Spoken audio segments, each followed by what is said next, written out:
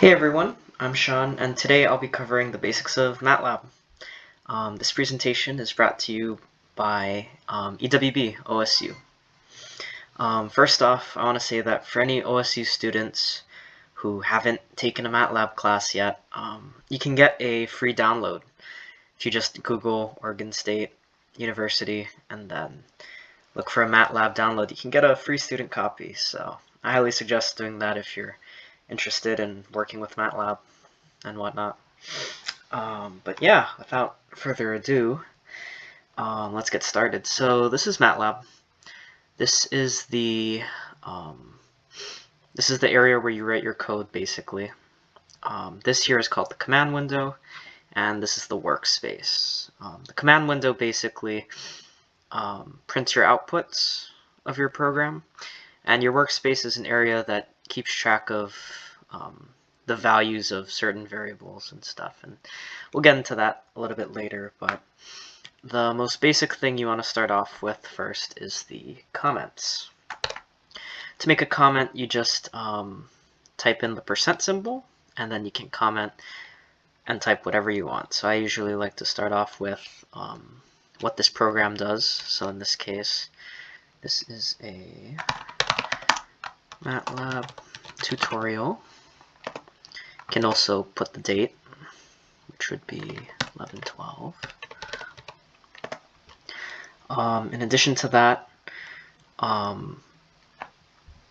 you can start your document by typing in clear and CLC.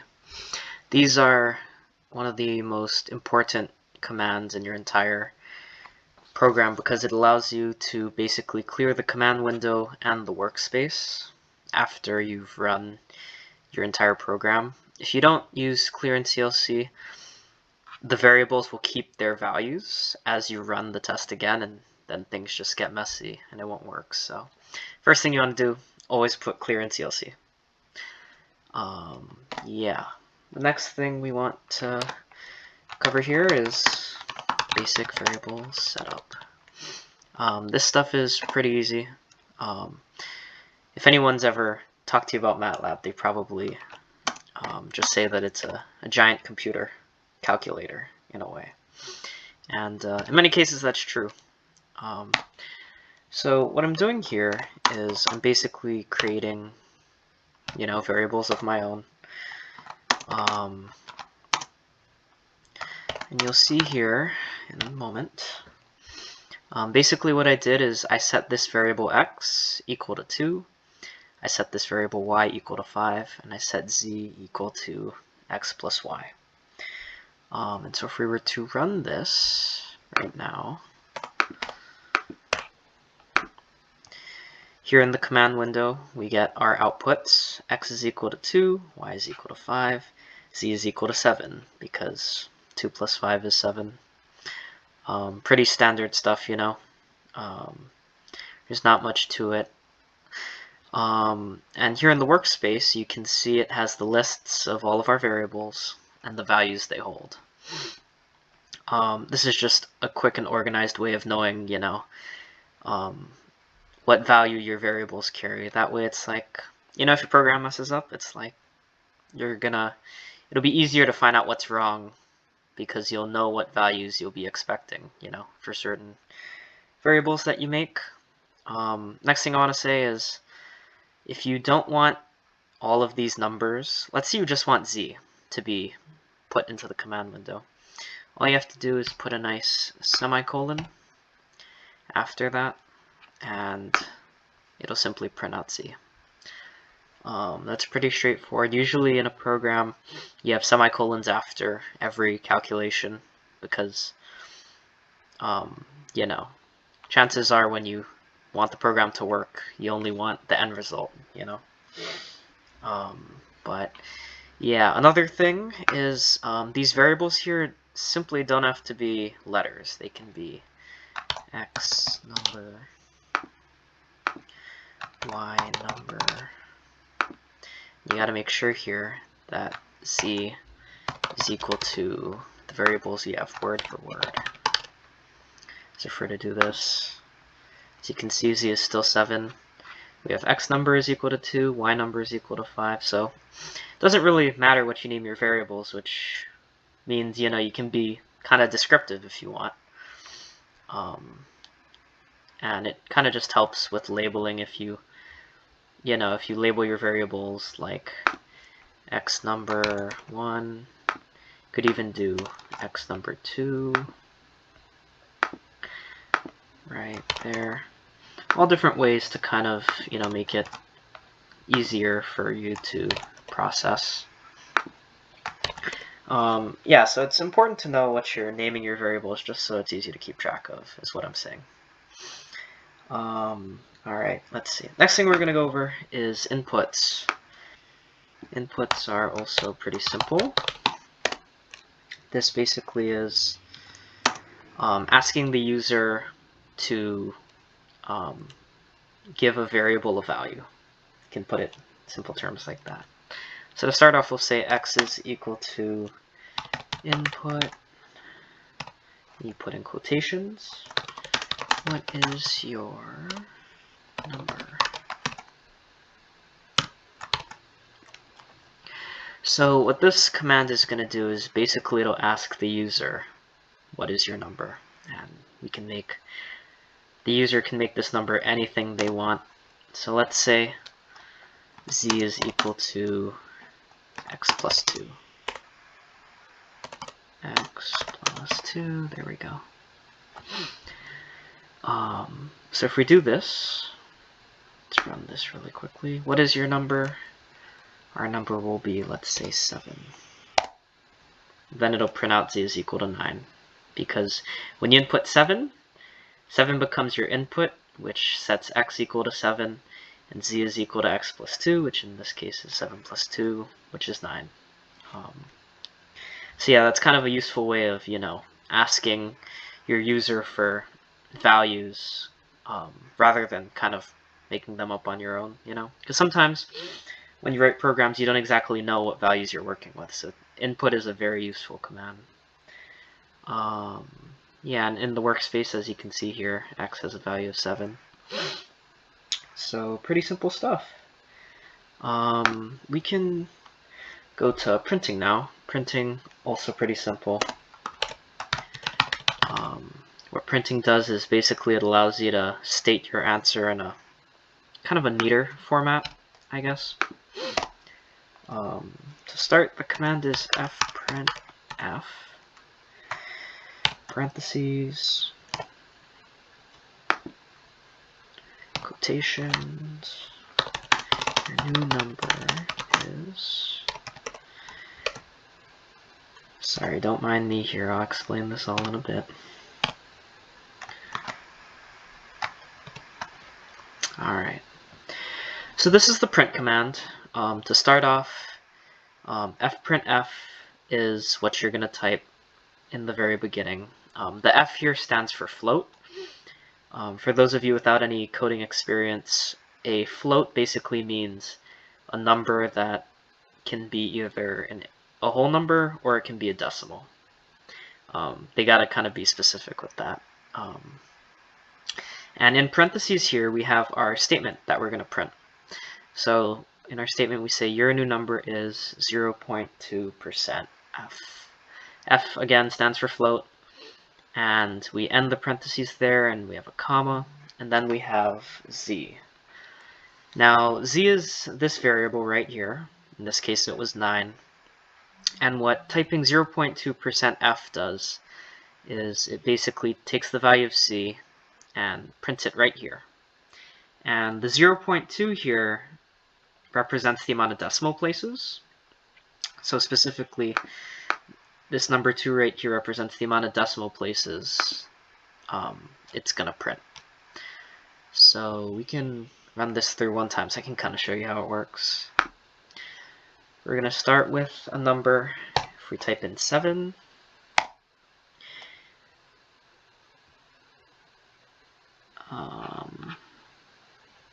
actually, wait, percent, 0.2. I believe I have this backwards. Sorry, give me one moment.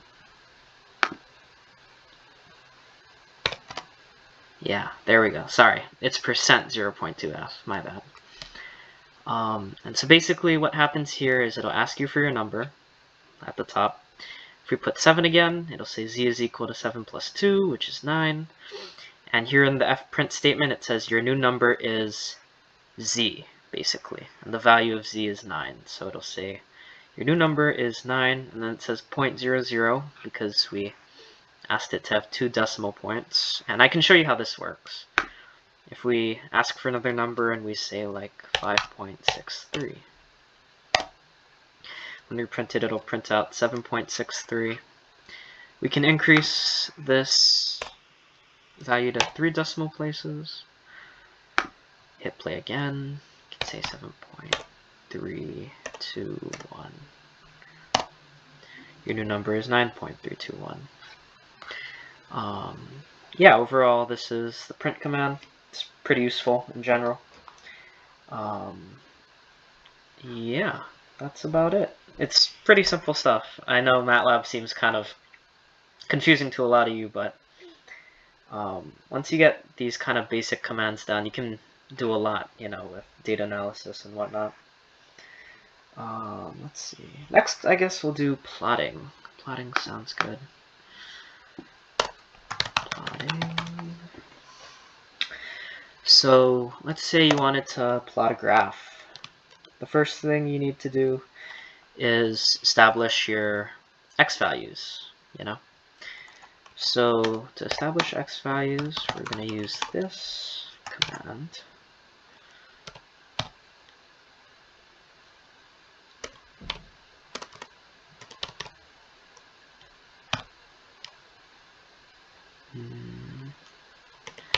We'll say 100. Here we go. So this command is called Linspace. Linspace stands for linearly spaced.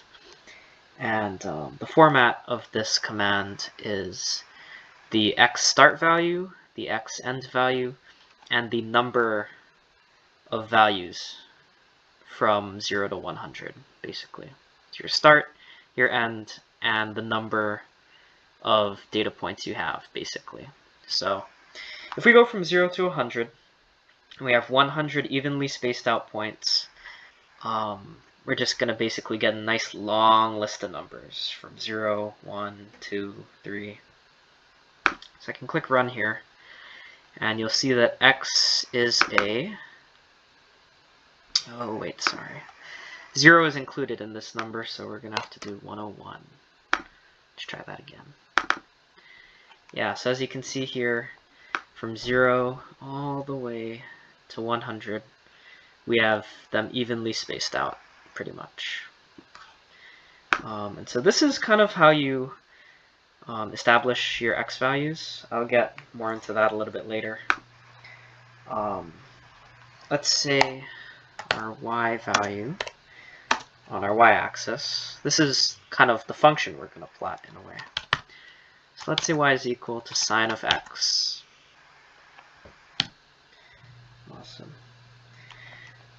Finally, the plot command, plot x and y. It's very simple here. This plot function basically plots x versus y on a graph. I will show you that now. So this is the graph of x from 0 to 100, the function of sine, basically. We have 100 values, and they're all strewn about here. It looks pretty bent out of shape, but I can change this to a much cleaner interval. Let's do 2 pi. Just a heads up, the star means multiply, and you can actually just write out the word pi, and it'll automatically know the value of pi. So let's see. In terms of intervals, we can say 10 data points. Let's try this again. Got it. Okay, so basically what we have here is we have a graph from 0 to 2 pi, which is approximately 6.28, around there. And this 10 over here, like I was explaining before, means there's 10 data points here. So we have data point 1, data point 2, 3, all the way to 10, and they're all evenly spaced out, so that's why we get sort of the shape of a sine graph. But if you want this graph to be out smoother, you simply need more data points, you know? So let's say we were to increase this number here to 100. Plot this again. We get a much more smoother line, as you can see. From 0 to 6.28, there are 100 even data points, all strewn about and all plugged into sine of x to kind of generate this curve here. And I can even show you on this side, your x values 0 all the way to 2 pi, which is 6.28, and there's 100 different values, all strewn about. And these are the equivalent y values when you plug each value into sine of x. And so that's how graphing kind of works in MATLAB. Yeah. So the next thing we'll go over is if and while loops. This is kind of where things get a little complicated, so bear with me. The if loop is pretty simple. Start with an if statement. If x is equal to 2, we're going to print here x is equal to 0%, 0.2f. We're going to have here value of x, just like that. And basically what this statement is saying is, if x is equal to 2, simply in the command window print x is equal to value of x, which in this case is 2, so it'll just print x is equal to 2. You can also say, else if x is equal to 1, you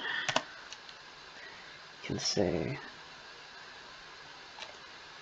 f print f x is equal to 0.2f. Same exact deal. Not much has changed. And finally, we can say the else. Else means if x is equal to 2, if x isn't equal to 2, it'll move down to this line, and it'll check if x is equal to 1.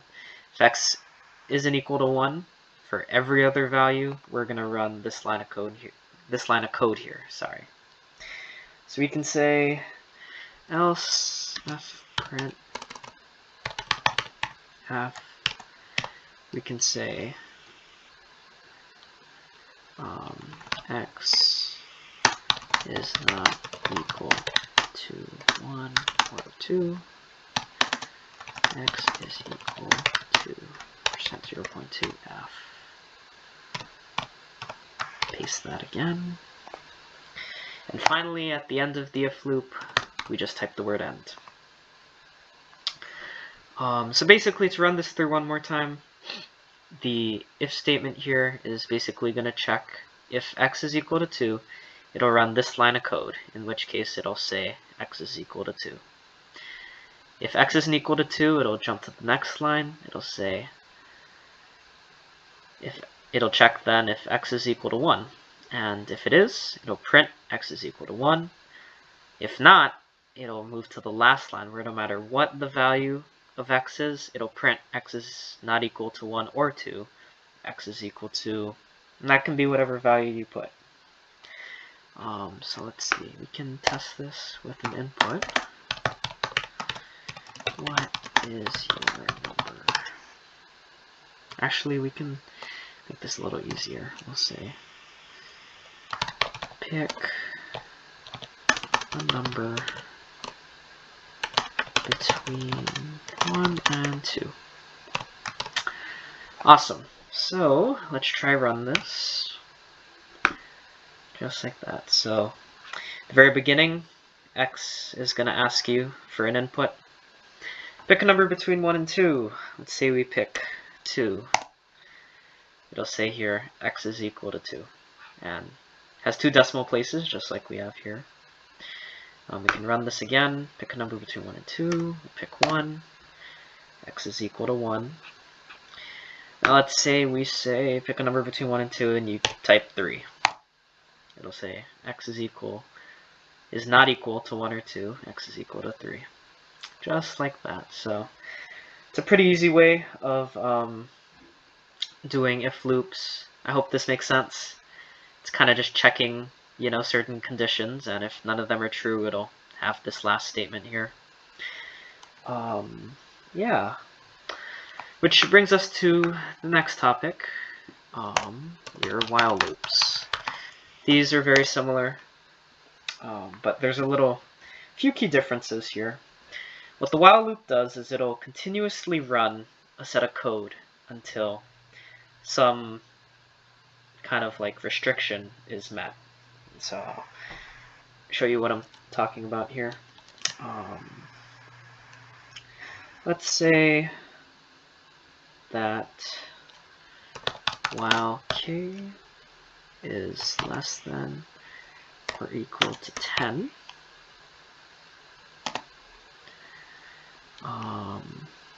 let's say x of k. Actually, here's what we'll do first. We're gonna make a storage variable. What a storage variable does, zeros 1 through 10. What this variable does is it allows you to store certain values. So we're gonna say x is equal to zeros, parentheses, 1, 10. This means that it's going to form something called an array. And in this array, it's going to have only one row of zeros, and there's going to be 10 zeros in that row. So you're just going to have a nice long row of 10 zeros. And these numbers will be zero initially. But as we run the while loop, you'll see how we can kind of change and add numbers into the array that we created. It's kind of complicated, but you'll see what I mean here in a bit. So we have, also we want to establish something really quickly. I use k. You can use pretty much any variable you want, but k is going to be our counter. And so we'll say k is equal to 1. And what the counter does is basically when you're doing a program, a while loop program, you want to have k is equal to k plus 1. And so basically what this does is as you're running through the code, it'll first create a row of 10 zeros. It'll set this variable k equal to 1. And then it'll jump into the while loop. And it'll say while k is less than or equal to 10, k is equal to k plus 1. Now, what this funky command here does, or line of code, is basically every time the while loop runs, k is going to be equal to its previous value plus 1. So you're going to run it through, k is equal to 1. You're going to go through your while loop. It'll check, is k less than 10? It is. K is equal to 1. After that, it'll move down to this line, and it'll say k is equal to 1 plus 1, which means k is now equal to 2. Then it'll go back up to the while loop. It'll check, is k less than 10? K is 2. It'll go to here. It'll add 1 to k. It'll be 3. And so basically, this process continues over all the way till k gets to 10. And so this is a really easy way of basically setting how many times you want a loop to run in general. If we said, well, k is less than or equal to 100, this loop would run for 100 times until k eventually becomes greater than 100. So it's a pretty complicated concept to understand, but it's useful to do this that way. As a programmer, you're able to kind of set how many loops you want it to run. So yeah, without further ado, let's make something out of this. What we'll do is we'll set x of k equal to k. And so what this does is it'll say, look at the x array, and look at the kth value, if that makes sense. So x has 10 values, right? It has 10 zeros in there, and we know k is equal to 1, and so when we run through this program, it'll basically say x of 1, meaning look at the very first number in the row of zeros, and set that value equal to 1. And then it'll run through the counter again pretty much the entire time. And so as k changes, you know, k becomes 1, k becomes 2, k becomes 3. The x value, the x array, these zeros are slowly going to change too. It'll say the second number in x is going to be equal to 2, the third number in x is going to be equal to 3. Pretty much, it'll just keep going. And so we always end a loop by typing the word end. If we were to run this program and we were to look in the, let's see, variables tab, where are you?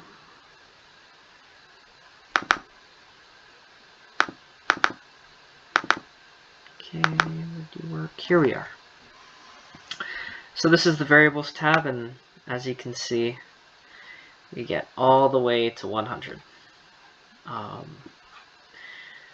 way this works is, if we were to run through this again just one quick time, x is creating basically, yeah, here we go. X is creating a row of zeros. There's going to be 100 zeros in this row. And k is going to be equal to 1. And it'll check here in the while loop. Since 1 is less than 100, it'll be x of the first number is going to be equal to 1. Then it'll say k is equal to 1 plus 1, which means k is equal to 2. It'll run this back up here. It'll say x of 2 is equal to 2. So the second value in the long row of zeros is going to be 2. And so that's what we kind of see here in this list. The first value, x of 1 is equal to 1, x of 2 is equal to 2, x of 3 is equal to 3, and it pretty much goes on all the way to 100. The reason it does that? Well, because when k is greater than 100, the loop stops. It doesn't go on further. And so, yes, it's a pretty easy way of basically collecting this information. It's basically how you store numbers. It's pretty complicated, but I hope it's a little bit easier to understand. MATLAB takes a while. It took me basically the entire semester to really fully get it. But yeah, anyways, now that I've kind of gone over the basics, I want to kind of put it all together and kind of show you the power of MATLAB, because it is a really important tool. There's a lot you can do with it, really. So for our final script, we're going to kind of do a small calculus problem here. We're looking for two numbers who add up to 300. It's very simple. Two numbers that add up to 300. And we're trying to find the maximum product of these two numbers. Yeah, pretty much. So this is a kind of a small optimization problem, but basically we're going to take two different numbers that add up to 300, and we're trying to find what the maximum value is when you multiply these two numbers together. So for example, 300 plus 0 is equal to 300. You take 300 and 0, multiply them together, you get 0. So that's not very high. And then we can say 299 plus 1 is equal to 300. Multiply 299 and 1, you get 299.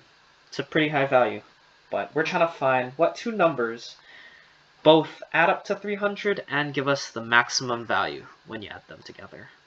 It's a little bit of a mind twist for you. So the first thing you want to do is kind of set up all the possible combinations. So we're going to say x is equal to Linspace 0, 300, 301.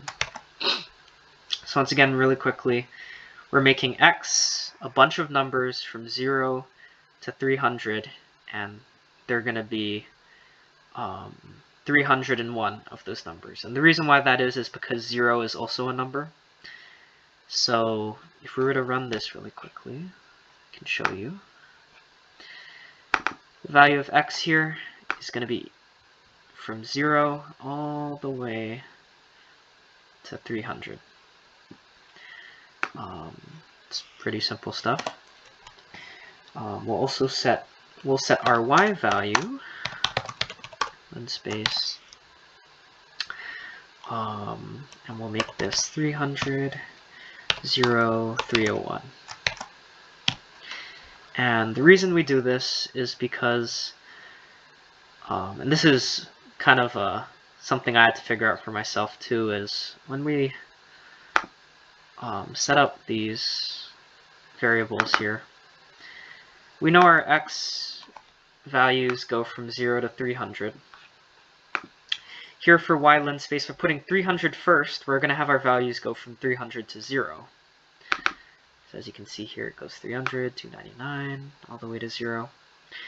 And what this does basically is we can say the very first number of x in this data set is 0, and the very first number in y is 300. And as you know, those two will add up to be 300. Same with the second number. The second number in x is 1. Second number in y is 299. They both add up to 300. So basically, this is a way of kind of organizing our numbers so that when we add, every single combination, we're able to basically generate the product of every single combination of two numbers that add up to 300. It's a little complicated, but yeah, I will show you how it is done. So next thing we want to do is we want to basically product data. We want to basically find a way to store all of these combinations. So we're going to say the product data is equal to zeros, and we're going to do 1, 301. Basically, this creates a row of zeros that is one row of zeros that is 301 zeros long. So basically a long row of zeros. And the reason for this, like I showed you in the previous example, is we'll probably have to run a while loop and multiply every combination together, and all of these products need to be stored somewhere. So we're going to store them right in product data. So to begin, we'll say k is equal to 0.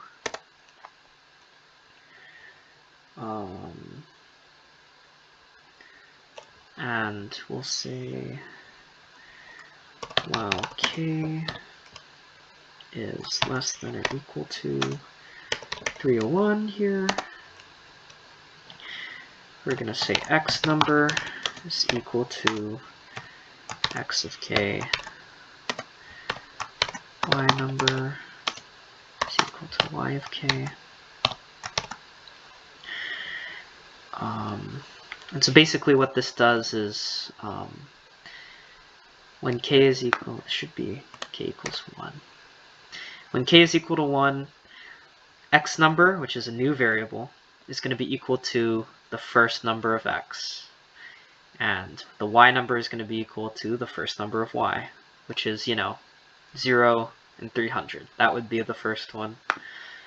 Finally, we'll say the product data of 1, or k actually, the very first number in the product data is going to be equal to x number times y number. Put our colons here. Finally, we'll say k is equal to k plus 1. That way we make sure it loops around every time. Yeah, so really quickly to recap what we're doing here, we have x is a set of numbers from 0 to 300. Y is a set of numbers from 300 to 0. Product data is just an empty row of zeros. It's just zeros all the way through. 300 of them. 301 of them, actually, yeah. K is equal to 1. That's our counter. That's where we start with. And basically, we're saying that while K is less than or equal to 301, and we have our K counter here, we're basically making this loop run 300 times. And for every loop, we're going to take the first number of x and y, we're going to multiply them together, and that product becomes our very first product value. And then we store it right in here. That the first 0 in the line of zeros becomes the product of, in this case, 0 times 300 for the first one. It'll loop back around, it'll say x of 2, which is 1, and y of 2, which is 299. Those become our x number and y numbers. Multiply them together and store that in the second 0. And so pretty much after running this loop the entire time, our product data will be filled with all the numbers of all the different products of the combinations of the two numbers that we have up here. And to finish this off, to find our answer, we can simply plot x and your product data.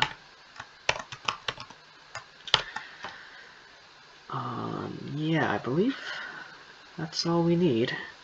So what this is going to do is it's going to plot a graph, and on the x-axis is 0 to 300, and our product data is going to basically show us the graph of, multiplying two numbers together, the graph of those values, pretty much.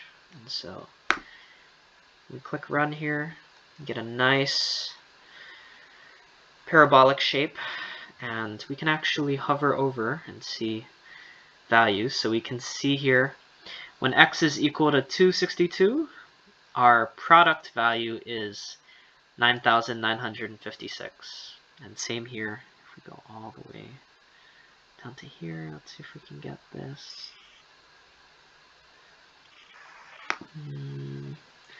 X is equal to 1. The product is equal to 299 because x would be 1, y would be 299, and when you multiply those together, your value is 299. And so just looking at this graph, we can find at the very, very top, at about, let's see if we can zoom in here. Actually, yeah, let's see if we can zoom in. Right up here. As you can see, this 150 value is right at the top. And so if we go back, try to run this again. If we can hover right over here. There we go. When x is equal to 150, that must mean y is also equal to 150, because 150 plus 150 is 300. And as you can see, the product is 22,500. And so this would be the answer to our problem. 150 would be the value of x and y that gives us the maximum product. Yeah, so it's a lot to take in, for sure. It's definitely going to take a good amount of practice to get used to MATLAB, but I'm hoping that you're able to pick up on a few key setups here, and you can kind of maybe start the basics of using MATLAB, whether it comes to designing a program that tries to maximize efficiency, or you're just looking for a simple calculator. MATLAB can do it all. Yeah, so without further ado, thank you for watching this presentation. I hope you learned something, and I wish you all the best of luck. Thank you.